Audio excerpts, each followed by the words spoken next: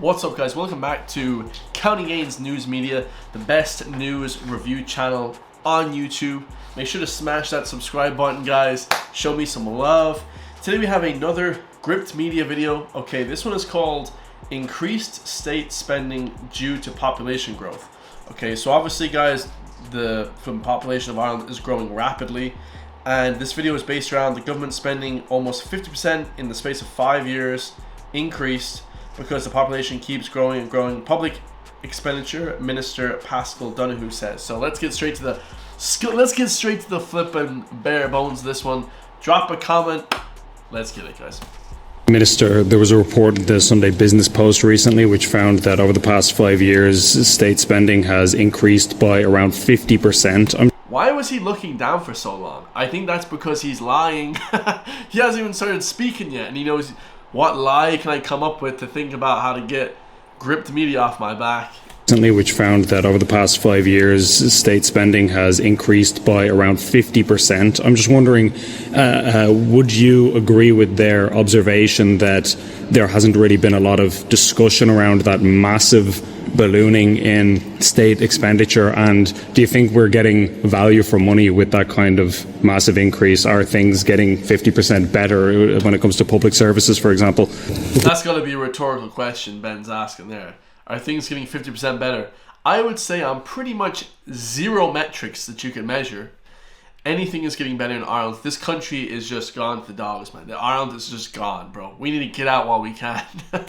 The reason we've seen such an increase in government expenditure is because we've also seen a population that is growing and growing, and we've seen many additional needs that have developed, particularly within our health services, both during and after a pandemic. We have seen an increase in that expenditure, but at the same time we have pulled back from all of the major spending programs that were in place during the pandemic, and also from some of them during the real big cost of living challenges that we have had. And while we have increased government expenditure, we have seen tax receipts grow ahead of that, and we are now one of the very, very few countries in Europe that has a budget surplus, and a budget surplus of the scale that we had, which for last year alone was well over €8 billion. Jesus, if they had a budget surplus, why don't they spend on housing? And the whole thing is as well, guys, like, you know, I don't mean to be prejudiced, but whenever I see a man with a lisp, okay, I don't trust them. So yes, government expenditure has gone up. It's gone up to respond to new and different things that are happening in our society. It's gone up because we need to build more homes, because we have a growing population and we have a lot that we need to invest in. Do I believe the benefits have increased in line with the rate of expenditure growth? I appreciate for many that it might not feel like that. I recognise that. But at the same time, we're building more homes. We've got a bigger state in terms of the number of public servants, the number of nurses, doctors and teachers that we have, and they are all, I do know, doing really, really valuable work in looking after and supporting our society. What would you say? I think Ireland is finished. People are just pouring in. There's no background checks. You know, there's background checks when you go to buy alcohol to see if you're of age. Okay, there's background checks when you enter a pub at basic levels. But when you do something huge like flipping trying to enter a country as a criminal, oh no, just come on in. It's like a free-for-all. Like, who the hell thinks that's correct? And, you know, that's probably one of the reasons why the population is increasing so much. It's not really due to people having more kids. If anything, people are having way less kids in 2024. Because if you guys know, like, any old Irish people, you know, your parents, your grandparents, they had huge families. 6, 7, 8, 9, 10 kids. I know this flipping friend of mine, his dad had 13 brothers and sisters, you know what I mean? So it's a massive, massive families. You know, I know, of course, there wasn't much to do back in the day. You know, we didn't have YouTube or anything like that, so they had to, you know, find fun in other things. Okay, I understand that there's other distractions. You know, obviously it's very expensive nowadays to live, so people have to focus on their career more than their family life. But at the same time, guys, population should be increasing, not flipping decreasing. Okay, especially with the amount of money that this country claims to have. Okay. say possibly to somebody who looked at the fact that we have, as you said, increased our health expenditure by billions over the last number of years? Our You wouldn't know about it. spending on housing has increased by billions, and obviously there's many homes being built, and yet house prices continue to rise. People don't feel like they're getting a better experience when they go to the hospital, many of them, and that I'm going to say this, guys, the reason why the house prices, this is simple, business and simple sales and, beautiful sales tactics. When the house prices keep going up, stop buying houses, guys. The problem with idiots, and you guys will know, people that you guys know in Ireland, okay? There's idiots, guys. They keep buying up houses, guys. Stop buying houses and the prices will come down. The price will stop and it will actually reverse if people stop buying houses, guys. Because the market won't be there for it. You understand? Because we've so many people now, the prices are going to be skyrocket. We have already the most expensive house prices in the world, pretty much, guys. There's nowhere really that beats Ireland. Extremely expensive per person, per population, per capita. It's ridiculous, guys. But if people stop buying houses, they just rented them out or just acted like, oh, we don't really need them, and started to kind of pull away from the government. You know what I mean? That's when prices would lower. People are just so from beta male. Oh, I need to buy a house. Like, why are you buying a house? It's like a luxury. You know what I mean? People need to just rent stuff out or buy them and rent them to people. Don't just be buying up houses and living in them. This is crazy shit, guys. Especially when you're 20. You don't need that, guys. Until you're 35, just rip and run the streets, guys. Have a backup plan to come back home. Go abroad for a while. Live, not crazily. Try and have some experience in life, rather than just settling down at flipping 21 years old. This is ridiculous, guys, Prices continue to rise. People don't feel like they're getting a better experience when they go to the hospital, many of them, and that people might argue that this is not value for money effectively. Would you have a response to somebody who had that I view? would say to those that this is one of the few countries in Europe in which waiting lists for main procedures in our hospitals have now fallen or are about to fall for 2 years in a row. It's a country that... They're about to fall. What does that mean? That isn't a statistic. This is about to happen. They're either fallen or they're not. And to be fair, guys, I got surgery on my wrist. You guys can see that on my arm, just to remove a mole, a whatever. Not cancerous, thank the Lord. But it only took a month. It was actually very, very fast. So I appreciate the loyal doctors, the loyal subscribers to this channel. But I appreciate the doctors and a lot of the medical community, guys. Beautiful people. Over the last number of years, you've seen your health outcomes after you've had a major sickness or a health incident significantly improve over the last decade.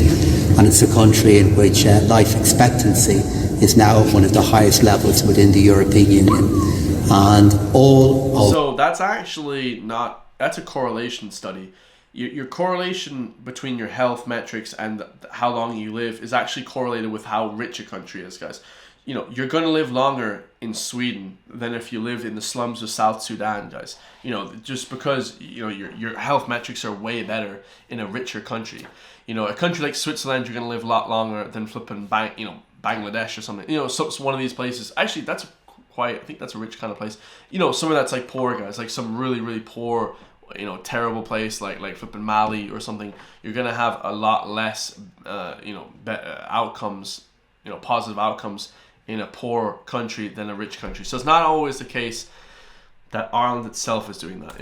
Of those successes are not entirely due to successive governments, but public policy and increase. They definitely aren't due to the politicians, guys. I can just tell you that right now. Are not entirely due to successive governments, but public policy and increasing government expenditure has played a big part in those health outcomes. And while I know and I'm keenly aware that lack of housing and lack of affordable homes have such a big effect on our economy and on our society, this is also a country that is one of the few now in Europe that has seen housing supply go up per head of population. And that is of cold comfort to those who are worried about whether they're going to have a home in a year's time. But maintaining that progress is the way in which we give that homeowner or future homeowner the best chance of owning a home. Conal. Yeah, so it's all about homes, guys. I wouldn't buy a home until you're 35 because honestly, guys, just rent. You're giving all this money to the flipping banks and you're flipping at will of the banks, because it's ridiculous. And don't bother about owning a home. Just rent or buy a house and then rent it out to somebody. Try and get cash flow. In 2024, guys, you have to be smart with money, okay? You can't just be giving away stuff, okay? This one's going to be very controversial. We have another Gript Media video, which is insane. I actually watched this one already. This is Irish politicians widely agree there's no veto on centres that house people coming from overseas. Now, here's the thing, guys. I don't know why I have to keep reiterating this, but, you know, no one's against immigration to the point that, you know, people are coming over if they want to work with their families and stuff like that. Of course not, guys. Imagine walking around hating everyone. Okay, most of the people in Ireland aren't from here. My damn mum is from an immigrant. Everyone is, you know, a lot of people are immigrants from Ireland, okay? But the problem is when the EU is paying the countries now to bring people over, okay? This is what people are against. This sort of mass movement of people, okay? Now, this video will just show you how every single politician, you know, respectively, or, you know, whatever, is given a script, in my personal opinion, by the EU of what to say when it comes to these big issues. Listen to this video, guys. Let's go. She has a right to veto other people moving into their community. No one has a veto over who lives in their community. No one has a veto on who lives in an area. No. So there's a few things wrong with this, guys. Obviously, they're all copying the same playbook. They're given the playbook by the EU. Hey, say no veto. One, I don't think any of them know what a veto is. They're basically saying that they're anti-democratic. Nobody should have a vote on anything. And secondly, guys, absolutely you have a veto on who lives in your neighborhood. I wouldn't want, let's just say, pedophiles. Okay, I have to say that kind of weirdly because the internet picked that up. I wouldn't want, like, rapists and all this crazy shit. I wouldn't want this in the same neighborhood as where I live at. Would you? I'm not saying that these people coming over are that. I'm just saying I wouldn't want certain people in certain areas. Okay? People coming over, guys, yeah, there's no vote, but why don't we have a vote on stuff? I think in Ireland we should be voting on everything. Whether or not we should have pepper spray in society to protect women. Whether or not, you know, guns should be legal. Whatever, guys. Like, just vote on everything, guys. Whether or not flipping, you know, alcohol should be banned past 10 p.m. Ooh, 10 p.m. is like this sort of like watershed moment in Ireland where people just lose their mind and they can't drink responsibly. I mean, this is just ridiculous. As a pure nanny state, we live in the most flippin', you know, comforting state in the world. We should be voting on everything. I would have a vote every goddamn week. You know, the politicians laugh, oh, he would want to vote every week. Well, why don't we have a vote every week? Why don't we, guys? You know, or have multiple votes on the same thing so it's like really accurate. You know what I'm saying? Nobody does have a veto in terms of who lives within their neighbourhood. None of us have a veto. None of us have a veto. Calls for consultation can suggest that communities have a veto over who moves in, and that isn't right. And calls for consultation can even offer a platform to those who will never welcome inward migration. It is not the position of the Labour Party. People welcome inward migration. There's nothing against that, guys. What they do is, and this is what people do, they turn people's words against them, guys. They're saying, oh, you know, because you don't want flipping hundreds of thousands of people coming over to your country and whatever, illegally, let's say, no background checks, all this type of thing, then you're anti-immigration. Who the hell is anti-immigration? I haven't met one Irish person or black or flipping Arabic or anything in this whole country that's anti-immigration. Nobody's against that. What people are against is people not being checked, you know, people just living off the flipping dole, like shit like that, guys. You know, there is issues, man. You can't just be flipping so crazy to think that everything is fine. You know what I'm saying? Like this whole no veto, this is just, you know, and this is why you guys think politicians are all against each other. The politicians work for the leaders, guys. Let's just say they pretend like the Democrats and Republicans that they're against each other, when in fact, oh, they're all puppets being played, and then we're being played by them. It's all a big cycle, whatever. That communities should be consulted, implying that they should have a veto.